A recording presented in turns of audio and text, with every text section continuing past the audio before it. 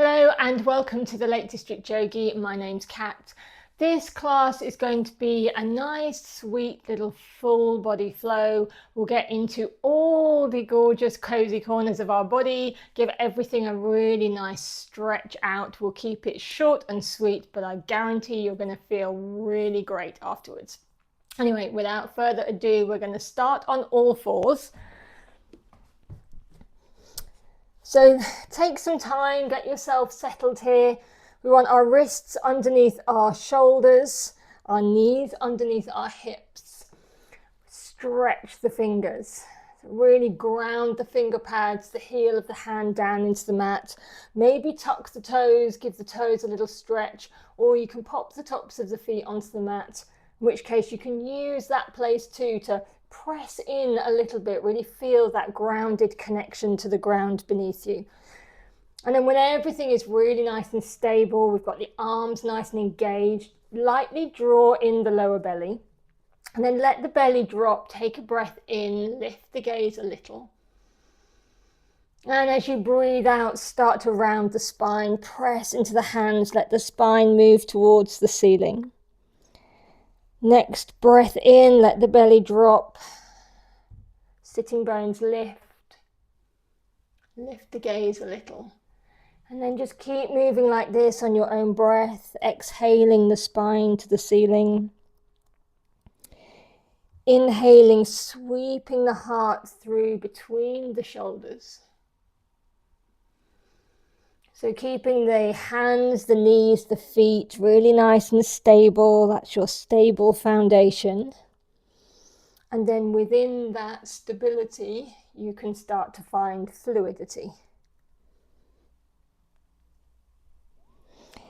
And now I'm going to give you a choice. You can stay doing exactly this. Just keep those cat-cows going really slowly, trying to tune into the breath. Or you can start to find a little bit of playful, dynamic movement of any sort. So just finding any amount of movement in the body, twisting and moving this way and that way. Maybe close the eyes so that you can really feel into this.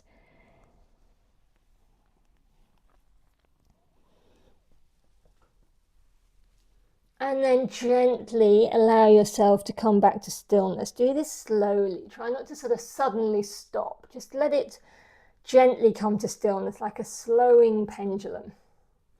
And then we'll take our right foot, step it on the outside of your hand, and then adjust this back leg any amount.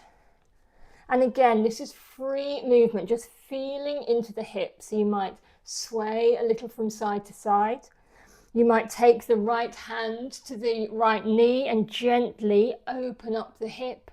You can turn the heart towards the right knee, lowering that left hip a little bit closer to the earth. Or you can stay on the flat of the foot and just find little rocks, sways, movements, anything that feels good. Okay, we'll bring that knee back. And we'll send the left foot to the outside of the left hand and do the same on this side. So just feeling into the body. So this is early on in our little flow. Things might be stiff. You may have been sitting in a chair all day, driving a lot. So this is just a nice opportunity to both check in with your body and see where you're feeling tight or stiff, but also to enjoy a bit of exploration, opening things up. And then let that knee come back. Center yourself again. And then we're going to walk the hands forward into puppy pose. So the knees stay underneath the hips. And we start to gradually walk the hands forward and bring the forehead down to the mat. So this is also known as heart melting pose. So just taking a couple of really nice grounded breaths here.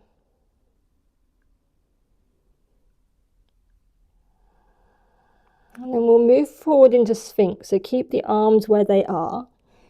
Start to come forward, let the pelvis lower. So now the arms are parallel. Elbows underneath the shoulders. Activate the finger pads, the heel of the hand, in fact the whole of that lower arm.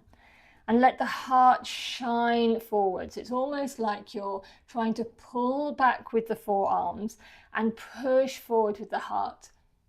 So this, as you know, if you've done my classes before, I often talk about things as being not quite a movement, but more of an intention. So this is a kind of energetic movement of drawing the heart forward and of activating the arms. So activate the legs as well. Press a little bit into the tops of the feet. Keep that lower belly engaged so that we're protecting our lower back. If this feels good and you know your lower back can cope with this, we can straighten the arms and find seal pose. But this is a bit more intense on the lower back. So go into this gently. If it feels too much or it's pinching, just come back down to your Sphinx pose. Okay, one more full round of breath here. And then move the elbows to the side to lower the heart and forehead, and then push yourself back through an active child and then up into our first downward dog. So feel your way in. Again, close the eyes if you want, pedal through the feet, find sway or movement. And then, like that slowing pendulum, gradually come into stillness. Take a nice centered breath in through the nose and out through the mouth. Okay, let's extend your right leg out behind you. And then step it through between your hands, lower the back knee gently to the ground. Keep the fingertips down, just let the hips settle. And then keep the left hand grounded, tuck the toes under at the back, lift the back knee and find that easy twist, lifting the right arm to the sky.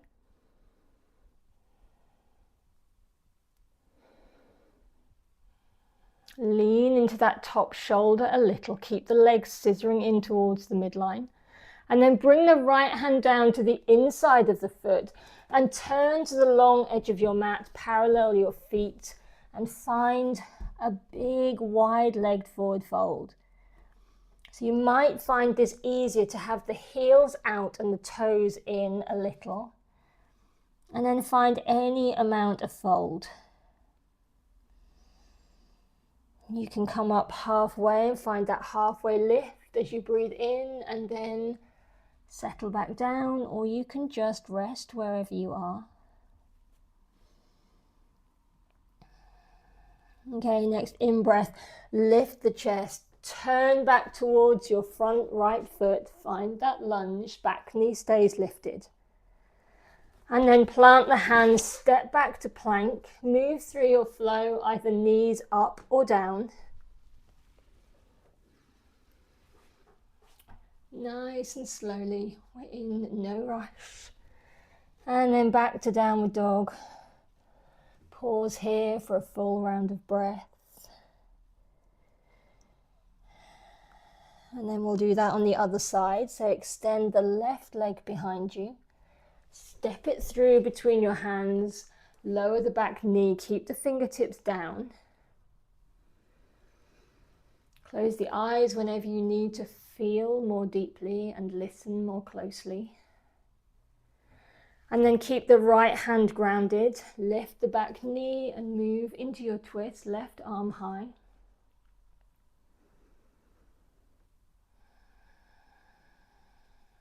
Okay. Next out breath, let that left hand come towards the inside of the foot and then turn to the long edge of your mat. Toes in, heels out, might make this feel easier. And then find any expression of this wide forward fold.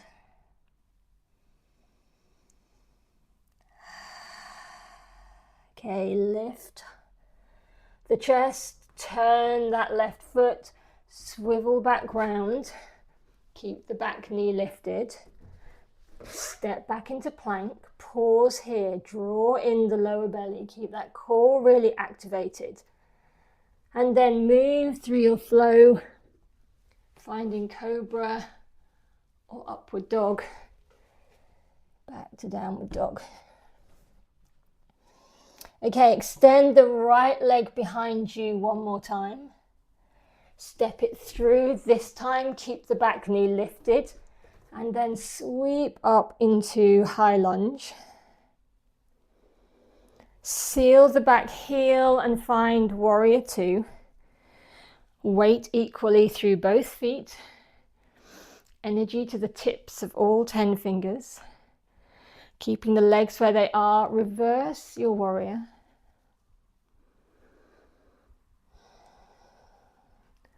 And then back to warrior two. We'll find Skandasana at the back. So we're going to bend the left leg, come up onto the right heel.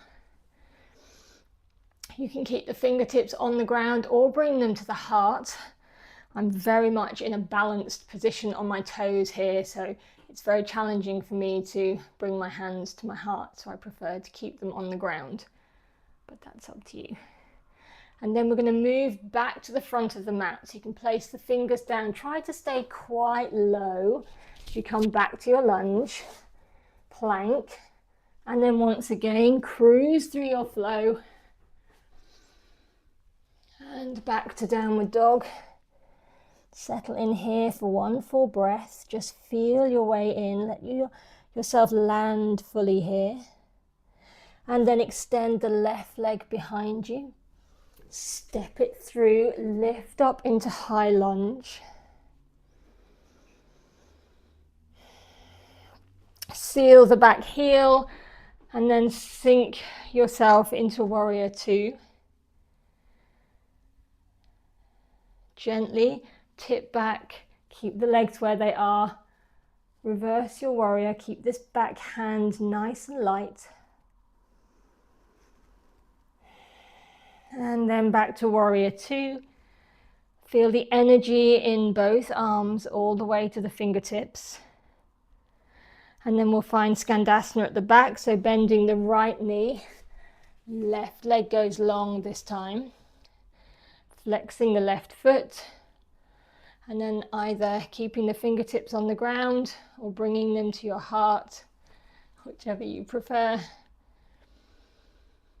Connect with your breath. Really feel each part of that breath journey. And then keeping nice and low, we'll move back to frame our front foot and move through our vinyasa. And the most beautiful things about using the inflow and outflow of our own breath as an anchor or a focus point in our practice is, firstly, it's always readily available. Secondly, it really does create a calm mind, or it can definitely help create a calm mind. Focusing on the sensation, the feeling of the breath entering, filling and leaving the body. Okay, we're going to come to a seat, so you can hop, skip or jump. You can bring your knees down, however you want to get there, and then bring the soles of your feet together. I'm going to turn this way, but you can stay facing the short edge of your mat. So we're finding this kind of diamond here, Baddha Konasana, any distance that feels comfortable for you. And then cross your hands onto your ankles. And then when you take a next centered, slow in-breath, draw that right arm behind you. And then you can pull quite firmly on your right ankle with your left hand. Sweep this right arm overhead. On an exhale, find the ankle. Inhale, breathe the left arm behind you. As you exhale, sweep it overhead once more on each side, breathing that right arm behind you. Sweeping it over. Breathing that left arm open. sweeping it back. And then you can release the ankles, find a nice, easy, cross-legged shape. Next in-breath, one last time, lift the arms, close the eyes, feel the arms moving through space, finding each other. And then exhale, slowly draw the hands down to the heart.